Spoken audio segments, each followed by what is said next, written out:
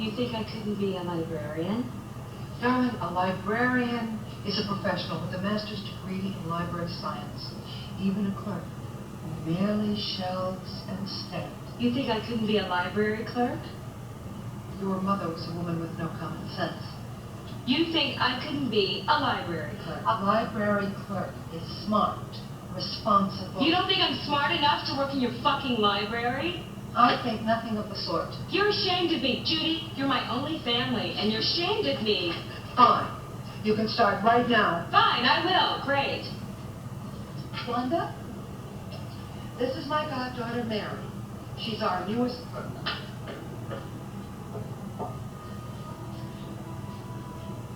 I assume you're familiar with the Dewey Decimal System.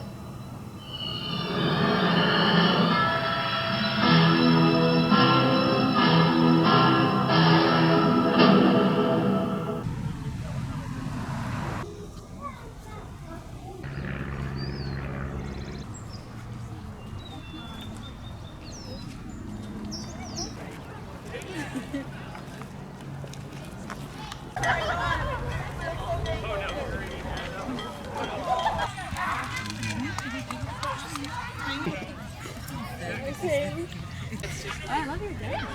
Yeah, it looks cute.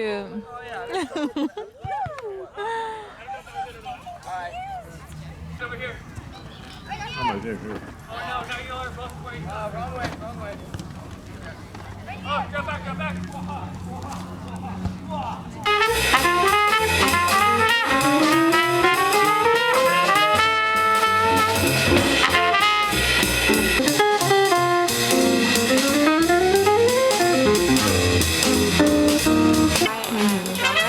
Is that like they mouth their beats? Like I don't know. Like he was literally going like bop bop. Okay, let's ignore the fact that my room is incredibly messy and I can't find like a good place to film. I wanted to talk about a few of the things that I've been reading. I don't know, I realized that I wasn't chronicling my thoughts as I was reading, and I did have stuff to say. I was just being lazy, so yeah, let's talk about them. So this is my current read, and it's been my current read for more than a month, which yeah, I don't know. I feel like I've really been slacking on reading, and I'm trying to remind myself that this is all for pleasure. But it's kind of hard when, like, I don't know, I log on to like Bookstagram or whatever, and it feels like I should be reading more. And I feel like, especially coming off of the way the year like began, I kind of miss that, and I feel like I've just been like struggling and waffling with like the one book every couple weeks. But anyway, so I was having issues with like reading, and I told myself like short stories might be a good way to, like, if anything, a short story a day or a short story every few days would be a good way to kind of like move through. And I picked this one up because I bought this recently. I thought, you know, let me look for a short story collection that would seem new enough to like pique my interest. And I am enjoying these stories. I have enjoyed these stories. I don't know why, when I think of it on a whole, I can't say that I've loved them. Like, this isn't a collection that I feel like I've fallen in love with. But I'm also like struggling with the idea that like not every book you read is going to like change your life. I just feel like I had a good sort of like track throughout the first part of the year. My winter reading ended up just being like banger after banger, and I've kind of struggled this spring. But yeah, my first Jhumpa Lahiri read, and I have one more story left in this. I obviously should finish it and just come talk about all of the stories, but yeah, I like them. They're really tidy, sort of well-written stories about everyday people, and there's a lot of like, it's a lot, without sounding like generic, like it's a lot of stories about intimacy, and how a lot of intimacy and people sort of knowing each other is through like these tiny little like hurts. There's a real sense of like loneliness, even when you're within community. There were a few stories in here that I thought were like really great that have been some of my favorites that I'm like, this would honestly pair well into like a really long novel, because her writing is really great. It's like quietly brilliant how you're finding her like stitching everything together. Yeah, I don't know, I'm close to the end. I have that one final short story left to read. Some of my favorites have been, let's see, I think Interpreter of Maladies. So the title story was one that I was like, ooh, after I read it I was like, oh, this is my favorite one. And then I read Sexy, and Sexy was like really, really good. And then Mrs. Sands was another favorite. This Blessed House is another favorite, and The Treatment of Bibi Howder. I think that was like a good back-to-back of like, these were some really great short stories. And I have The Third and Final Continent as the final story to get to, so I think maybe I'll have more to say on the whole. I don't know about that, but yeah, I've liked it. I think it's just been, maybe it's a personal disappointment of wanting to be wowed, you know. I have been wowed by these stories, but maybe it's just like a thing about expectation. Honestly, I think what I need is like a novel to fully like engross myself in. Like I feel like I need like, I don't know, something really epic. I had thought that maybe like I would pick up a couple short stories. In my head I was like, oh, I could probably do like, you know, this is a slim book, a few hundred pages, like I could probably do this in like a week, and then pick up another short story, and clearly it hasn't been like that. And just in terms of like reading habits, I think it's easier for me to like be this way with short stories, because once you finish a short story, like there is the time of committing to the next one, whereas like in a novel, at least once you're a couple pages in, if you're fully in, you're like racing to the end. That's how I felt like when I was reading Tar Baby and like all the other stories that I'd read before. Like once I was in it, like I just wanted to keep reading it, and I knew where we're going. And maybe the short story format is obviously great, and you have these spectacular sort of stories that are told within the shortened form. But I think right now, like personally, what I'm needing is something a bit different. Okay, another thing that I haven't picked it up in a while, because my cousin's been visiting and we've been going out a lot,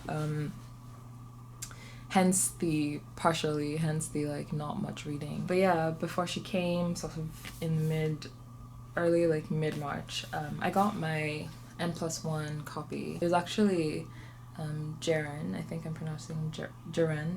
I think I'm pronouncing your name right. Hopefully this time I actually get your name right. But she posted like in, I think it was her February reads, her friends had like got her a subscription, and kind of just like pushed me to get this subscription. I'm also waiting for my Paris Review subscription to come in the mail, because Kat of Kat's Field Notes kind of like gave me the final push to like, yeah, shit, like might as well, you know, do that. I haven't read much, like I haven't fully gone into this. I'm kind of like doing the, like I want to read it linearly, which I think with a magazine you can kind of flip through and like go wherever you want, but I kind of want to do the linear thing. But yeah, so the first sort of story that I read is one that I guess they kind of do, it's like the intellectual situation, and it's all done by like the editors, like it's co-written. It's called The New Reading Environment. They're sort of like tracking and also commenting on what like reading has looked like, where there was a time where like Twitter was a place you would kind of go to, like freelance writers, staff writers would like post links to like their written work. So it's just taking a look at like the current digital publishing landscape, the different options that we have today, so like Substack and some of the other places, and it's very funny. This is like the N+1 thing, I guess. These tiny little like jabs that's like humorous, but also getting the point across, getting like the critique across. Like this one about a platform called Semaphore. And there's an aside where it's like, Semaphore exudes so much corporate ambition that it should be called Letter of Intent, and that just made me like crack up. With all like the closings of so many of these publications, book form, what was the other one that came out? Astra magazine. It was just kind of like a good thought-provoking response to that sort of current situation. And then the one that I haven't finished, it's a really long essay that I'm currently reading, but it's so good. It's so good. I actually need to get back into this and like finish reading it. But it's an essay about part, you know, like assessment, part like criticism, but it's about J.D. Vance and basically the ideology of his like memoir and how that has like pushed through the sort of politics and the sort of politics of like the underdog, of the supposed underdog of like the white working class, when that's just like a dog whistle for a lot of like the right's talking points of returning to a certain sort of like Americana with very much like capitalist sentiment of like pulling yourself up by your bootstraps, you know, never really like taking into consideration the landscape that has led to the current situation, just kind of like taking the current situation as is. I thought it was really great because I was like, okay, yeah, like I'm not particularly familiar with J.D. Vance as like a political figure. Like the name is one of those vaguely familiar like Twitter names. I didn't even know that he was the one that wrote that memoir, Hillbilly Elegy. I just know like the movie and people different, like, you know how Twitter can be where you find yourself on like New York media Twitter and you're just like, I don't know how I ended up following all of these people, and you're half paying attention to like the different arguments that people are having, but you're not like fully in it. That's kind of how like I saw it. I was like, J.D. Vance, sure, I think I know this person. Oh, this is so good, and there's so many like burns in this one as well.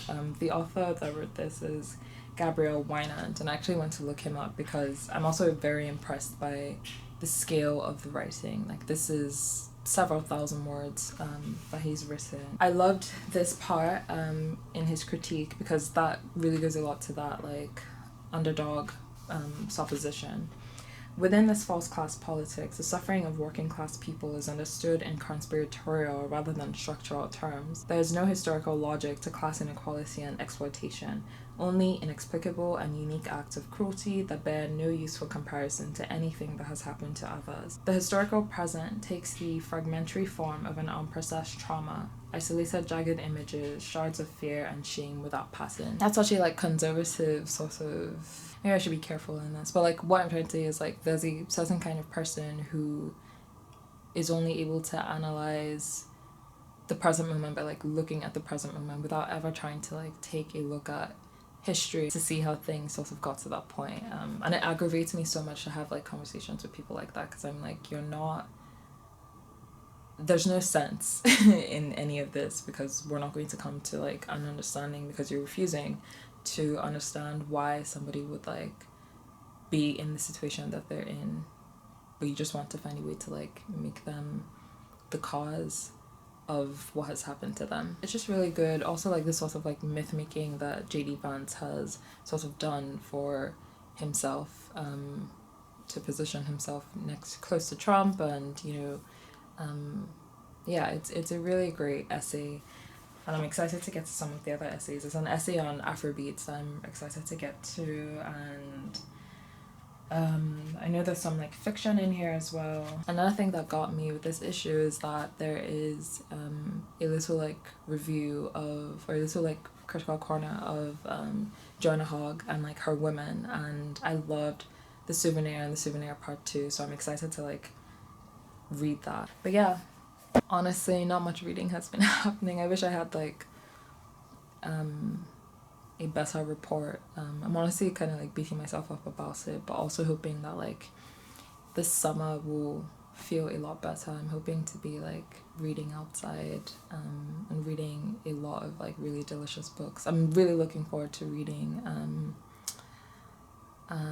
The Golden Notebook by Doris Lesson. I think I'm going to end up doing that with Sophie of Biblia Sophie fame, so excited for that. That was my little reading update. Wish me luck. Hopefully there's more reading to come in this new month.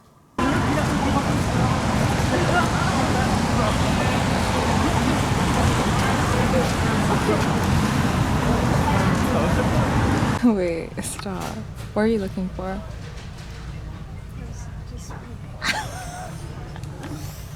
I don't I want. I actually don't know if I want to get this version of Simple Passion. Why not? I don't like the cover and I don't like how I finally finished Interpreter of Maladies by Jhumpa Lahiri, which I'm glad for. I actually really did enjoy it. I think I either like had really high expectations, or the stage of reading that I was in was like I wanted to like fall in love with what I read, and that just wasn't the case. Like I enjoyed them, but like it wasn't love. But I picked up Sleepless Nights by Hardwick, which I'm devouring. I've had this since 2019 and I started reading this in 2019, but I think I wasn't in the right headspace as a person, as a reader, to really like comprehend what this is. It's basically like fragmentary writing, a woman kind of like looking on like her life, and it's done very much like non-linear style, but her writing is so gorgeous. Like I think that's the main thing that's pulling me, because it's not like there's a riveting plot, but the way she describes things, I feel like I've underlined every other page. I guess it's funny like looking back on 2019 me and how I would start books and like not finish them. I would just like drop them off if I felt like it wasn't the right time. As much as like that is a habit that bothers me about myself as a reader, I also think maybe it's like good instincts in a sense of being like, I'm not ready for this yet, but like hopefully I will be.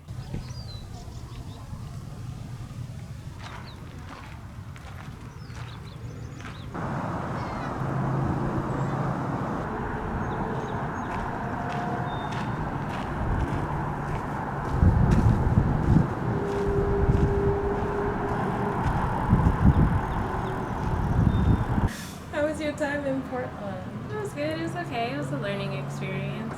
Yeah. And